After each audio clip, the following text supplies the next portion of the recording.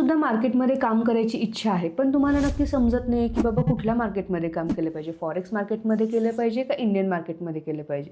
तर ही रील तुम्ही शेवटपर्यंत नक्की बघा. प्रत्येक मार्केटचे काही ना काहीतरी प्रोज आणि कॉन्स हे दोन्ही असतात. तर जर आपण फॉरेक्स मार्केटचा विचार केला तर फॉरेक्स मार्केट म्हणजे काय, तर फॉरेक्स मार्केटमध्ये आपण करन्सी ट्रेडिंग करतो. म्हणजेच काय की डिफरंट ज्या कंट्रीज असतात त्याच्या करन्सीची आपण खरेदी विक्री करत असतो.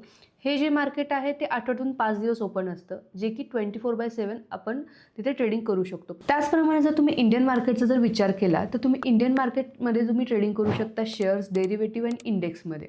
पण इंडियन मार्केटमध्ये तुम्हाला थोडं टाईम लिमिटेशन येणार, जे की आपण बघू शकतो इंडियन मार्केट जे आहे ते 9:15 to 3:30 पर्यंत आपल्याला ओपन भेटतं. तसंच फॉरेक्स मार्केट जे आहे ते 24/7 असतं. फॉरेक्स मार्केट हे जगातलं सर्वात मोठं मार्केट मानलं जातं, ज्याच्यामध्ये तुम्हाला जास्त लिक्विडिटी, हाय लेव्हरेज, त्याचप्रमाणे हाय रिस्क, फास्ट मोमेंटम आणि त्याचबरोबर तितक्याच प्रमाणात तुम्हाला न्यूज इम्पॅक्ट सुद्धा त्या मार्केटवरती बघायला भेटतं. त्याचप्रमाणे जर तुम्ही इंडियन मार्केटचा विचार करत असाल तर इंडियन मार्केटमध्ये स्लो बट स्टेबल मोमेंटम आपल्याला पाहायला भेटतात. त्याचप्रमाणे रिस्क पण आपली तिथे कमी असते as compare to forex market. तुम्ही इंडियन मार्केटमध्ये काम करा किंवा फॉरेक्स मार्केटमध्ये काम करा, हा टोटली डिसिजन हा तुमचा असणार आहे.